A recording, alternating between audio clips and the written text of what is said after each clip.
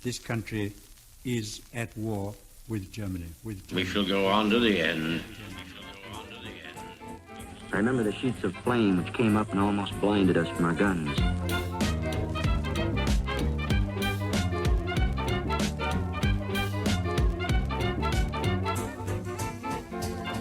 Welcome to the World War II podcast. I'm Angus Wallace. Back in 2005, the BBC launched an ambitious public history project called The People's War.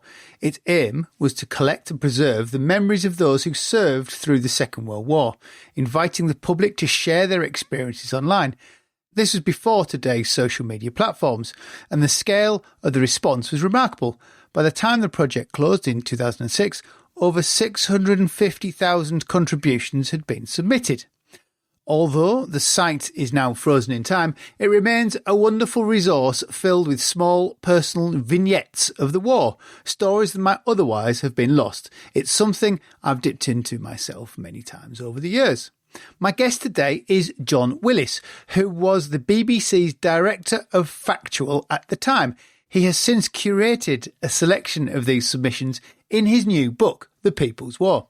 John, thanks for joining me. Your book draws on the oral history project known as the People's War Project, and it really was groundbreaking, not just in its scale, but also in the use of the internet, which in 2005 was still a relatively new tool for public history.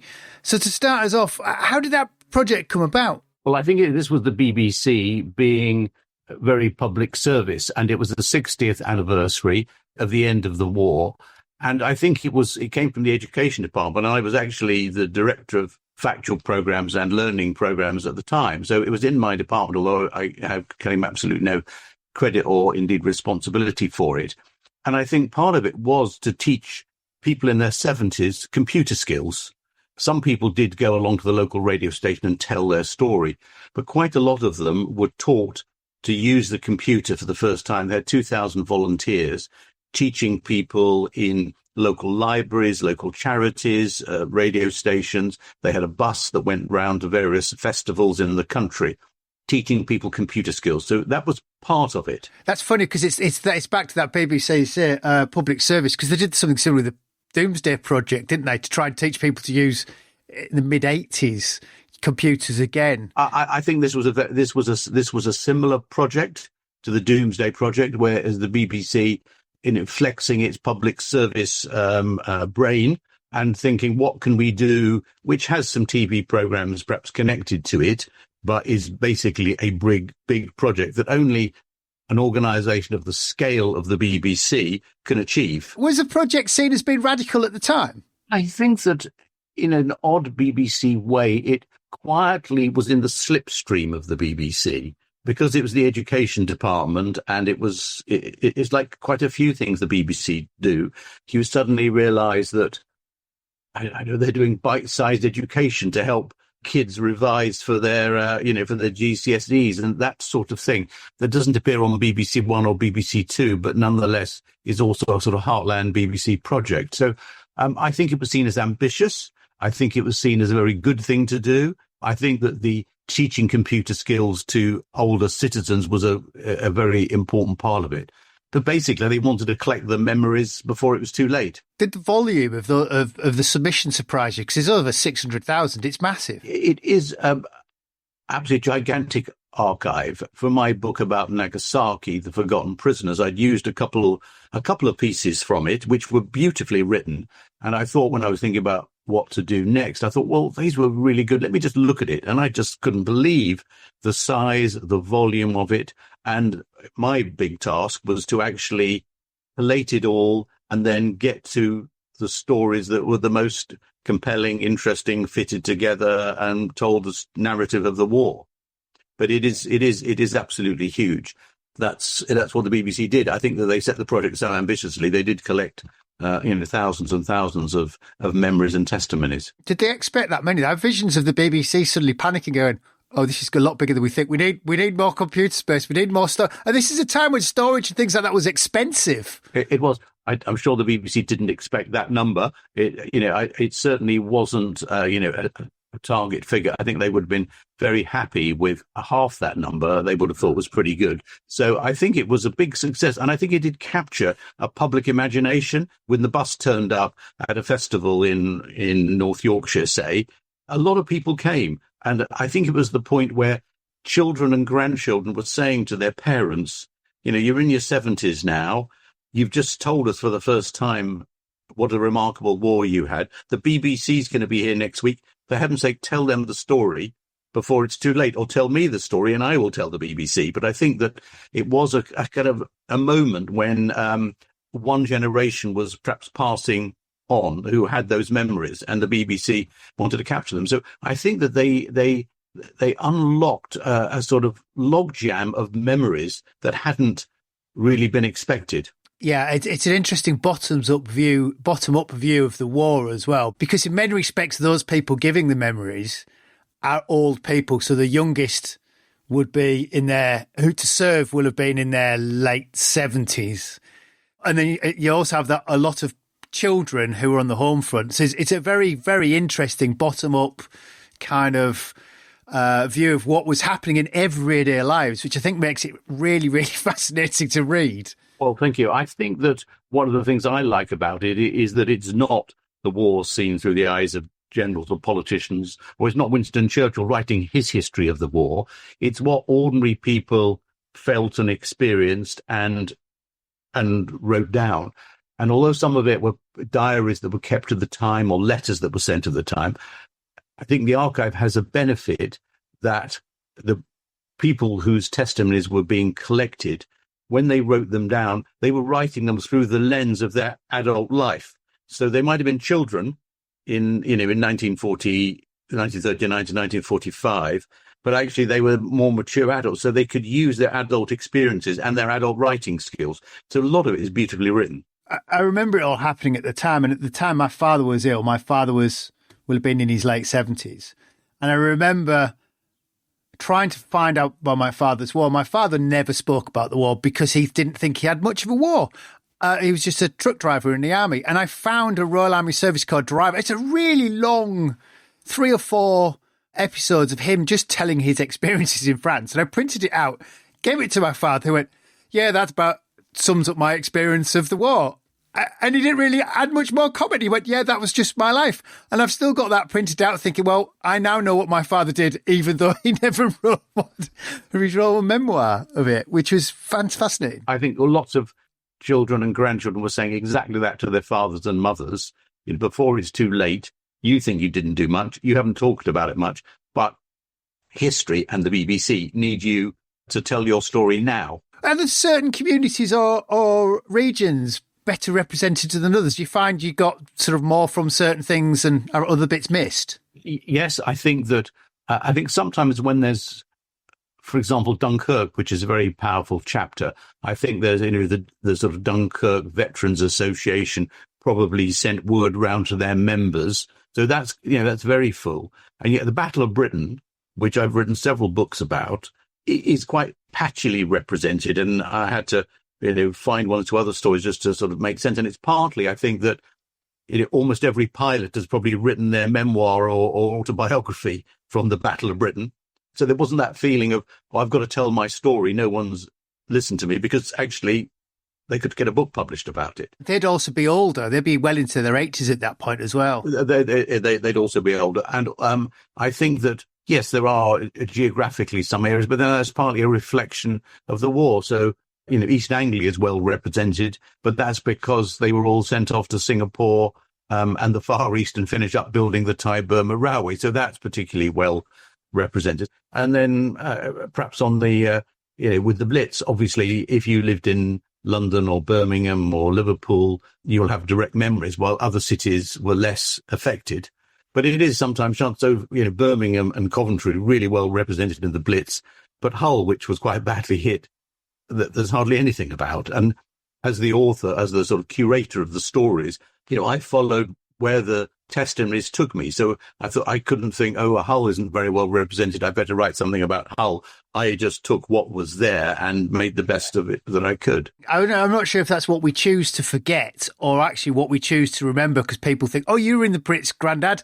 Can you tell us about the Blitz? Whereas the Blitz means London to most people, and so that's what gets recorded and remembered. We forget these other regions that are touched. Yeah, that's it. I mean, the Blitz, obviously, London was the first to be hit, and 57 nights of it, so it was pretty badly hit. But obviously, all big port cities, big industrial cities where weapons and machines were being made, so Birmingham, Coventry, Liverpool, Plymouth, Portsmouth, were all badly hit. And the book does reflect that. There's quite a lot about other cities, Manchester. Yeah. Those original submissions, were they? I don't think they were fact checked or edited. They were sort of warts and all. Was that intended from the start, or was that did that happen because the submissions were so great? I think the BBC had the capacity to collect the submissions, but fact checking them would have taken a very long time or a very, very large number of people, particularly as the testimonies were on such a huge scale.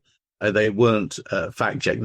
The BBC did employ 2 or 3 young historians to write some timelines of what happened at certain times. So there was a little bit of context on the BBC website, which was obviously well researched and accurate. But the individual testimonies, no. In many respects, there might be rights to the person who's writing them, the correct to the person who's writing them 60 years later. But someone else is making another submission might be slightly contrary, which is in itself fascinating. Of course, there were bits as I went through that I didn't include because I thought, there are contrasting testimonies here and they don't quite agree. Did the man who was shot fall on his face according to testimony 1, or fall on his back according to testimony 2? That there was obviously a little bit of that, and I tried to mark out where it was based on letters or diaries, and if it was a story that was being told by a child or even by a third party of the person who'd been through the war.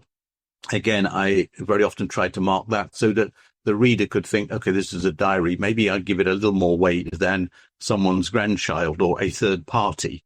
So I did my best to mark it, as it were, to give it some context in terms of fact checking. The archive is still available online. I dipped into. Just recently, I was thinking about VE Day.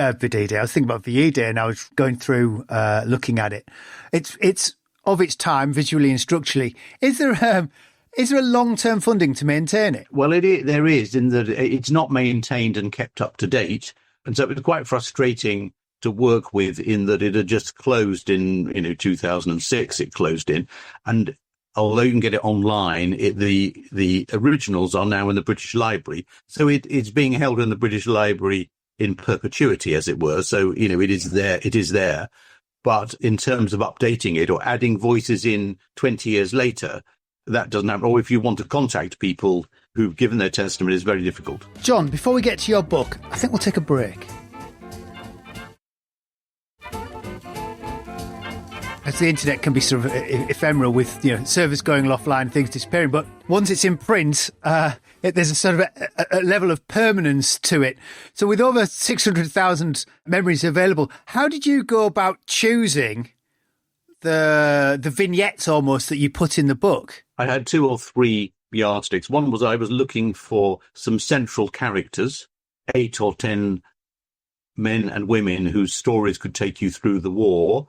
So Sergeant Gordon, Jock Walker from Glasgow, starts in the Battle of France. He's a regular in the army. He goes all the way through North Africa, Sicily. He's there at Arnhem, and by then he's turned himself into an army cameraman. He's there at the liberation of Belsen, goes into Germany, and finally into Denmark. So his story stretches through the whole war. Equally, there's Phyllis Briggs, who died aged 100, who was a nurse, and in Malaya, when the Japanese invaded Malaya, and she eventually escaped out of Singapore.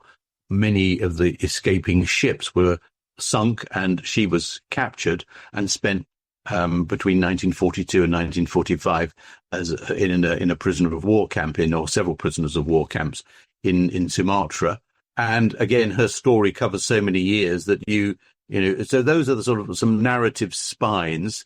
And then I went where the archive took me. So the archive, because it's a British-led archive, although surprisingly international, there's Canadians, Americans, Polish in it. It doesn't really go to places like Okinawa and the Pacific, apart from the prisoners. So, of course, I had to follow the direction of the archive. And then for each category, the BBC had broken it down into, so there would be D-Day and Dunkirk. So they marked in order what they thought the best stories were. The problem with that is that some of the very best stories don't appear starred, so you couldn't just rely on the BBC's judgment. So Phyllis Briggs, who I've just mentioned, who was interned by the Japanese, who kept a diary and is beautiful, she's a real hero of the book. She was not starred as being really worth reading, and of course she was a brilliant read. You couldn't afford to be casual about it. You had to really dig deep into each different area. I wonder what the criteria was for the people starring it, or if it was very personal of what they found interesting. Possibly, but I thought some of the starring was bizarre. The other thing I tried to do was, obviously, if you just have battle after battle after battle, it's tough, it's raw, and it's quite hard. So I wanted to also cover the home front as well as the battlefront, and also have humour. One of the surprising things about the archive is how funny some of it is. It's absolutely hilarious in places. And so as you go through, you're thinking, right, I've just finished Monte Cassino, which was, the battle to end all battles in lots of ways in Europe. I can't have another big battle after that. So you come home and you have some lighter or funny memories from home, and then you can go back into Anzio or another battle. So it's getting a balance, thinking it from the reader's point of view. You want narratives that are going to take you all the way through. You want home and away. You want dark and you want light, basically. But what for me is the really striking thing about it is that because it's ordinary people, it's completely absence of glory. This is just as it was. There's no glory in this conflict. There's no glory in this war. There are heroes, but they would never call themselves heroes, but they were, in my eyes, heroes. But there's no glory. So it's a very quite raw, very basic, but often beautifully written archive. Yes, I found it, reading it, it's the fact that so many people sort of walk a tightrope between loving the war and hating the war at the same time. The guy from Bethnal Green who marvels at being sent to the Middle East and finds the Middle East an amazing place, but at the same time he's then got his battles to fight, which is But there's a sort of a genuine camaraderie of people rubbing along together and enjoying it, which comes across. I agree. I think that you've got to think that people, is a guy called Ron Goldstein who came from Bethnal Green, large family, and he'd been to Brighton, I think, but he'd never been out of London. And suddenly you're in the Middle East, and of course you're wandering the desert, the stars, the sounds, the heat, the sand. And so it was transformational for lots of young men and women whose lives completely changed, and suddenly they travelled the world, albeit being shot at quite a lot of the time. So I think that it was very transformational in that sense. But what pulled people through, and I think probably even now for those who are alive, the friendships, the comradeship, the camaraderie, the willingness to do something to help another was quite extraordinary. There's a couple of an Australian and a Scot who are imprisoned by the Japanese. They basically save each other's lives when they were very ill. They nursed each other. They cared for each other. And then they went their separate ways. But before they went there, they said, we'll meet after the war and share a bottle of whiskey. 30 years later, the Australian knocks on a door just outside Aberdeen, completely unannounced. And there they are again, falling into each other's arms and drinking 2 bottles of scotch. But it was the comradeship that helped them get through. I was flicking through it again this morning. It popped up. Was the chap who said, I couldn't believe it when I joined the RAF. They allowed me fly fighter planes, and I was paid £5 a week. And then has to fight the Battle of Britain. Yes. Well, he did. Yeah, the Battle of Britain, and he got badly shot down in the Battle of Britain. It was someone called Geoffrey Page, who I wrote another book called Fighter Boy about. Of course, for a 19-year-old at the beginning of the war, 20, he just left university. Suddenly he's got a big toy, which is, in his case, a Hurricane. It could have been a Spitfire. He learns to fly. So for him, it's heaven in lots of different ways. And of course, the other thing that happens with these young men is that they peak. The peak of their life happens when they're 21 or 20. In the war, this is the moment where it's most dramatic, most exciting, most scary, and peacetime is quite difficult to cope with sometimes afterwards.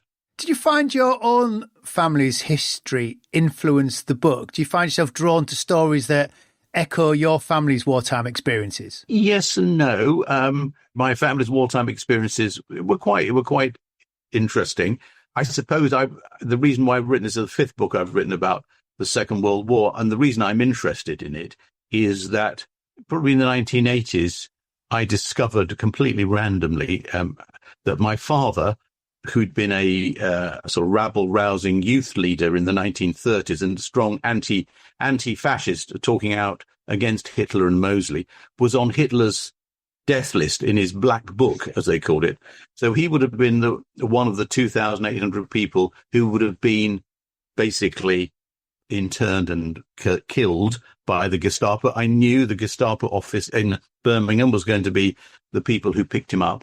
I wouldn't have been born, of course, because I was born after the war. I wouldn't have been born if that had happened to him. So I've always had a strong sense that the men and women who fought the Second World War enabled me to have an interesting life. In terms of personal experiences, my mother worked at the ticket office at King's Cross Station, and she entertained in the Blitz. She entertained in the tubes because people slept in the underground stations, and at night she would go and with a little group of sort of amateur players would sing.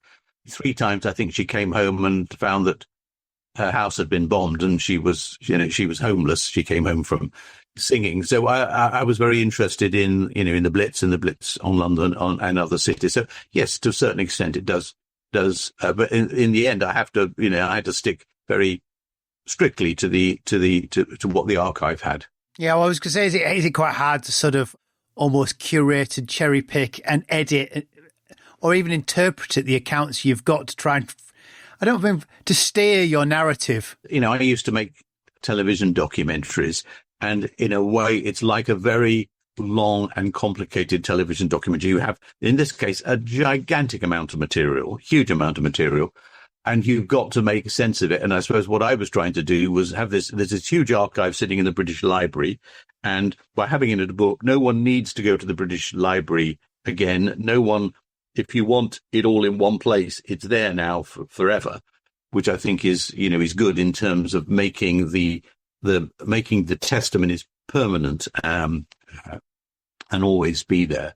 All the time I was conscious of getting the balance and the rhythm of the narrative so that the reader felt it was easy, because it is disparate. 1 minute you're in the North African desert and the next minute you're being bombed in Coventry, but somehow it all had to flow together. So I paid a lot of attention to the rhythm and pacing and the way that the chapters linked to each other. The bit that struck me about the Blitz section was the teddy bear, which he's rescued from the ruins of a house. His owner's been killed. Well, what happened was that it was in the Coventry Blitz. The young girl, the owner of the teddy bear, Bobby, the bear was called, goes back into the house and is killed, and someone else is given the bear and looks after the bear, into her old age, and writes a letter to the BBC on behalf of the bear. I am Bobby Bear, and telling and both my owner and I are elderly now, but we're still here and pleased to have survived the Blitz, sort of thing. So it's quite funny, but also quite poignant. It is. It's absolutely lovely. And there's a little picture of the bear. There is a little picture of the bear. Yeah, it's wounded, but it's alive. It's absolutely wonderful. One thing that I thought I'd share with you because you might find this interesting. I remember working with a chap and pointing him to the archive. And he'd been eating his sandwiches at lunchtime in Edinburgh, and he came downstairs. He said, you know, I told you that my dad died when I was 14, and my dad didn't know his dad because he died in Singapore during the war. I went, oh, okay, yeah, all right. He said, I know what happened to him.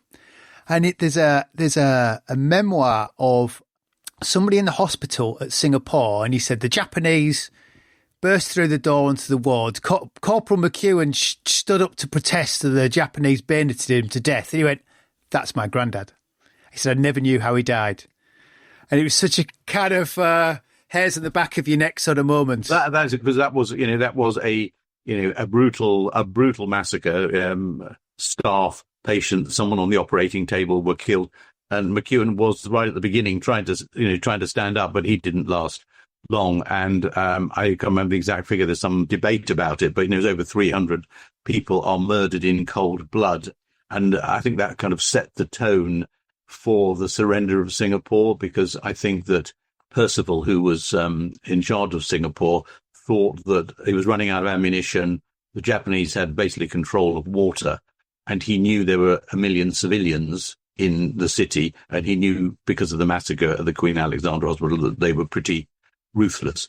But something happened to me. I gave a talk in July, and a woman came up before the talk and said, I can't believe this. What's happened?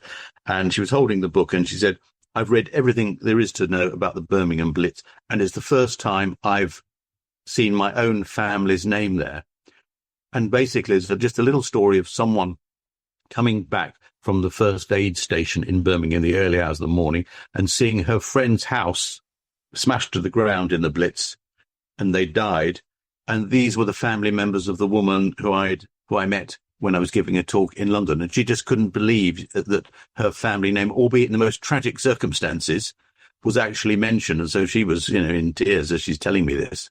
Putting it into print is such a wonderful thing to do, because you think about that Doomsday project the BBC had, where all the which was a wonderful project where they redid the Doomsday book, but the technology moves on and it's kind of stuck on that machine and it becomes inaccessible. But it's so nice because the internet is ephemeral. It can disappear. Stuff happens. But once it's published, it's there for perpetuity, as long as you can find a copy of the book. It is. And also, if you dip into the archive, you'll dip in and think, I'm interested in Dunkirk or D-Day or how to make a spam fritter or whatever it is. And if you read the book, you will read the chapter you're interested in, but you'll read a lot more beside. And I think you'll see it in a context. I mean, I had a letter from someone yesterday, or an email, which said every school child should be made to read this book because they will understand how grim war is, but also get a sketch of what happened. I have a ongoing Christmas list, so when it gets to December, I don't have to panic. And I've already added it to something to get for my mother, because she was a child during the war, and she has all kinds of very peculiar hit and miss memories, and her memories of evacuees.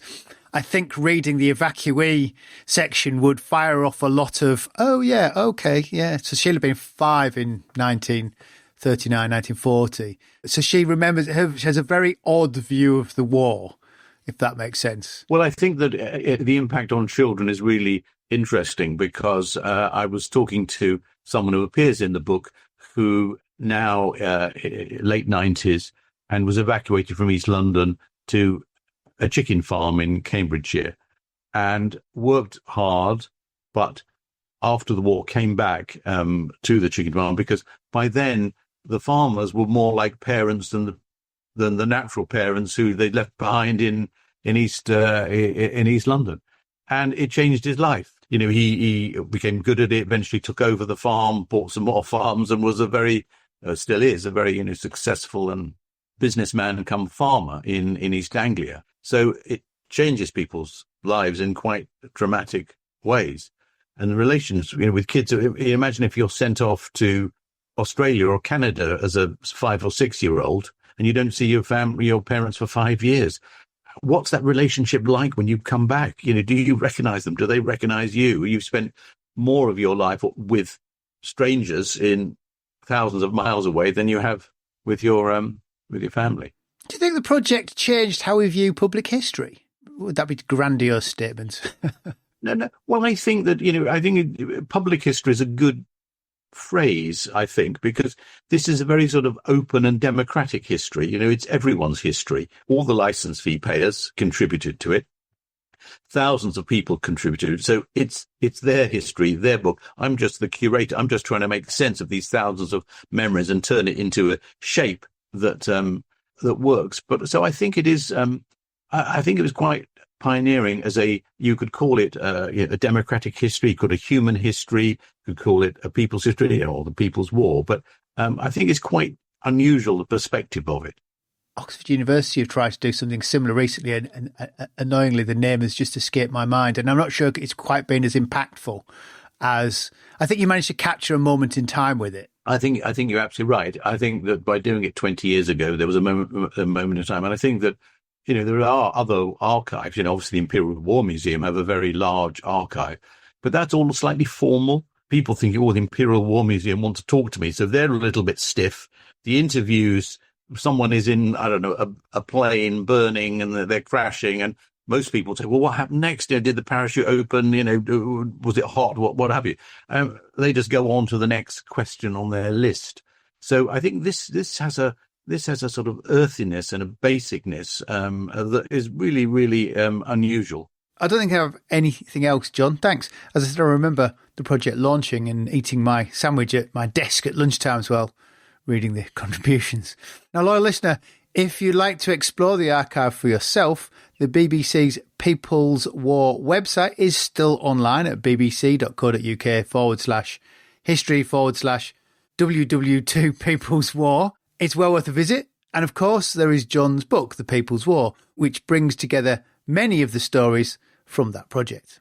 Before we go, just a quick reminder that you can support the podcast on Patreon. That's patreon.com/WW2podcast. Patrons get access to ad-free episodes and, when I have them, extras from the cutting room floor. But most importantly, your support really helps me find the time to put the show together. Well, that's all for me for now. I'm Angus Wallace, and thanks for listening.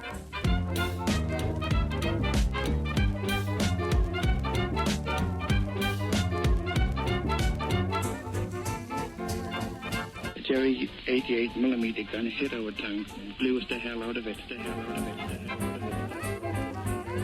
Stalingrad can never be repaired. As Allied Commander-in-Chief, I have granted a military armistice.